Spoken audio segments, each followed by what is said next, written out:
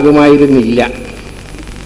അതുകൊണ്ട് എൻ്റെ മകളെ പോലെ ഒരു പ്രോ വൈസ് ചാൻസലർ ഇവിടെ ഇരിക്കുന്നത് കാണുമ്പോൾ, മകളെ കെട്ടിച്ച് വിട്ട് കഴിഞ്ഞാൽ മരുമകൻ്റെ വീട്ടിൽ ചെല്ലുമ്പോൾ ഒരച്ഛൻ എന്ത് സന്തോഷം ഉണ്ടാകുമോ ആ സന്തോഷമാണ് ഷീന ഇരിക്കുന്ന ഇവിടെ വരുന്നത്. ആ സന്തോഷം ശതഗുണീഭവിക്കുന്നത് CH ചെയറിൻ്റെ ഉദ്ഘാടനത്തിന് വേണ്ടി വരുമ്പോഴാണ്. അതിൻ്റെ കാരണം CH മുഹമ്മദ് കോയയുടെ ആത്മാവ് ഇന്ന് സന്തോഷത്തിൻ്റെ പരകോടിയിലായിരിക്കും. മുസ്ലിം സ്ത്രീകളുടെ വിദ്യാഭ്യാസത്തെ സ്വപ്നം കണ്ടൊരു മനുഷ്യനാണ് CH. ഷീന പ്രോ വൈസ് ചാൻസലറായി ഇവിടെ ഇരിക്കുന്നത് കണ്ടാൽ CH മേഘങ്ങൾക്കപ്പുറത്തു നിന്ന് ഷീനയെയും ഈ ക്യാമ്പസിനെയും അനുഗ്രഹിച്ചു കൊണ്ടിരിക്കുകയായിരിക്കും എന്നുള്ള കാര്യത്തിൽ എനിക്ക് യാതൊരു സംശയവുമില്ല. ഈ വക കാരണങ്ങൾ കൊണ്ടൊക്കെയാണ് ഇവിടെ വരാൻ എനിക്ക് സന്തോഷമുണ്ടായത്. CHനെ എനിക്ക് അറിയാം, പക്ഷെ അറിയുന്നതിന് മുൻപ് ഞാൻ CH ആയിട്ട് അഭിനയിച്ചിട്ടുണ്ട്. 57-58 അധ്യയന വർഷത്തിൽ ആലുവ യൂണിയൻ ക്രിസ്ത്യൻ കോളേജിൽ കേരള നിയമസഭയുടെ ഒരു മോക്ക് അസംബ്ലി നടത്തിയപ്പോൾ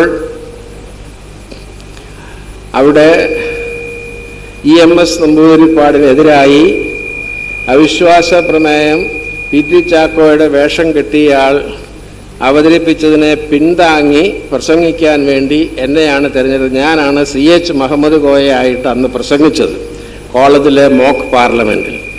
വലിയ ശബ്ദവും ബഹളവും ഉണ്ടാക്കി കയ്യടി വാങ്ങിക്കുന്ന ആവേശ പ്രസംഗമല്ലാതെ അല്പം സാഹിത്യവും അല്പം കവിതയും കലർത്തി പ്രസംഗിക്കുന്നൊരു സ്വഭാവം CHനുണ്ടായിരുന്നുവെന്ന് മനോഹരമായ പ്രസംഗം കേട്ടിരുന്നിട്ടുള്ള ആളുകൾക്കറിയാം.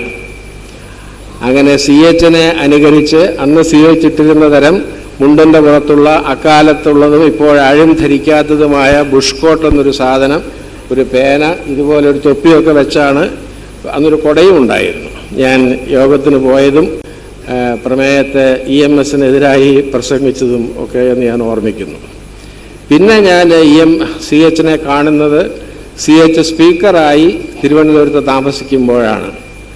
ഞാൻ മുനീറുള്ള യോഗങ്ങളിൽ പറയാറുണ്ട്, അന്ന് മുനീർ CHൻ്റെ ഉമ്മയുടെ സ്വപ്നം മാത്രമായിരുന്നു. കാരണം CHന് ആദ്യത്തെ കുട്ടി മാത്രമേ ഉള്ളൂ, അത്ര ചെറുപ്പം.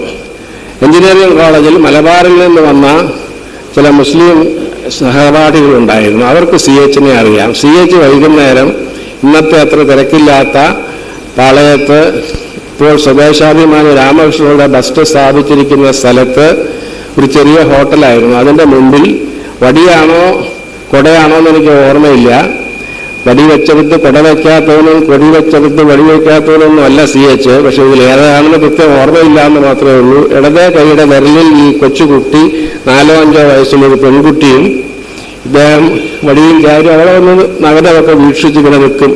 നിയമസഭയിലൊക്കെ ഇന്ത്യയിലെ ഏറ്റവും പ്രായം കുറഞ്ഞ സ്പീക്കറാണ്. ഞങ്ങൾ അതിലെ പോകുമ്പോൾ പരിചയമുള്ള വിദ്യാർത്ഥികളെ കണ്ടാൽ അദ്ദേഹം വിളിക്കും, സംസാരിക്കും. ആ കൂടെ അവരുടെ കൂട്ടുകാരായി ഞങ്ങളോട് സംസാരിക്കും. 1967 അദ്ദേഹം മന്ത്രിയായപ്പോഴേക്കും ഞാൻ IAS-കാരനായി മാറിയിരുന്നു. അദ്ദേഹം വിദ്യാഭ്യാസ വകുപ്പ് മന്ത്രിയായിരുന്നത് എനിക്ക് വ്യക്തമായി ഓർമ്മയുണ്ട്.